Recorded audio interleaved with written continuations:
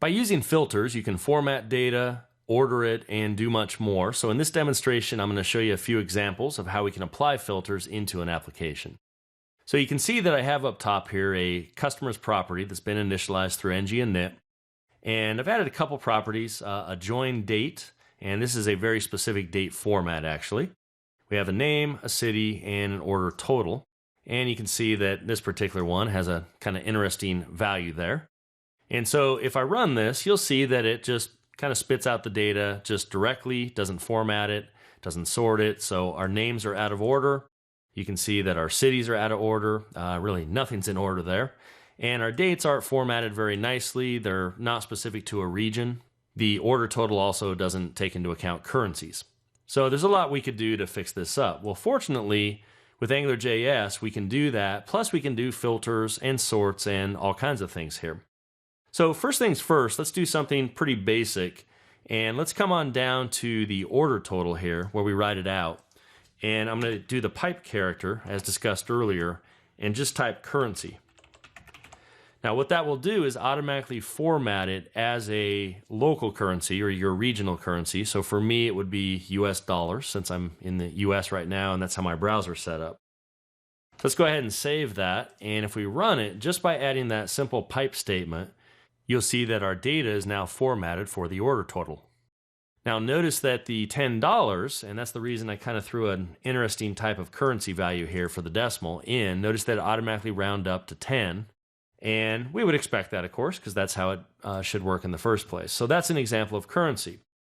Now, if for whatever reason I had a tweak I wanted to put on front of it, then I could actually add a colon and then in quotes put a value. So let's just say for whatever reason that I maybe invented a new currency that starts with Y. Well, if we go ahead and save this and run it, you'll see that this will now replace your local currency, such as dollars or pounds or whatever, with the Y. So you can actually take over control, and there's even some different formatting you can do here. So that provides a nice option when you need a little more flexibility. Now the next one that's pretty easy to show is our cust joined, and it doesn't really show a very nice date there. So we can actually come in and tweak this, and we can do some piping as well. So let's come on in and we'll add our pipe.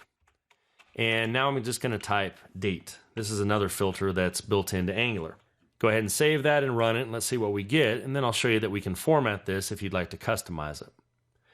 Okay, so now you can notice it did change it. Now that may not be what you wanted though, as you write out your date. So just like with the currency, if you put a colon and then in quotes, give it a custom format code, you can format it however you'd like. So for instance, if I just did 4 Ys, then if we save it and run it, you'll see we'll get the expected output here for our date. And you'll see we just get the year. You could do 2 M's if you want to do a month. So if we want a year followed by maybe a 2-digit month, we could do MM. And then you can even come in and do days as well, and we could do like DD. So if we go ahead and save that, we'll now have the year, month, date, which would be pretty close to what I had anyway. But we could certainly reverse those around. And there we go. So it's really nice because you can customize it, and if you just want a really simple format code, they have different ones you can put like medium, you can do short or long date or full date, and there's a lot of different ways you can do it. You can also work with times as well, which I don't have here.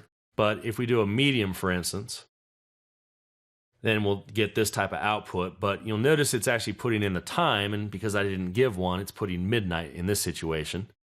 So that's where a format code comes in handy, but what I can do to fix that is we could say something like long date if we want the full date written out. And now when we run it, you'll see it'll be the full spelling out of our month, and it looks pretty nice there if that's what you wanted. So you can do everything from format codes to others as you work with this. Okay, so let's go ahead and we'll just go back to date on this to keep it kind of simple. Next thing we can do is another string type of formatter or filter, and we could do something like uppercase. And if we save and run this, you'll do exactly like you'd expect. If you work with a language where you say 2 uppercase or 2 lowercase, it's very similar to that. And you'll notice that our name here is now all uppercase, and of course that's what we'd expect. Or we could do lowercase. So you kind of have different options there. So we could come onto this one and maybe do lowercase. All right, and you can see we now have lowercase. Now that probably isn't what you'd want in a real app, but at least this will give you an idea of how this actual process works. So that's an example of using some of the more primitive filters to actually apply some formatting to the data. And as you saw, you can even customize how that data is written out.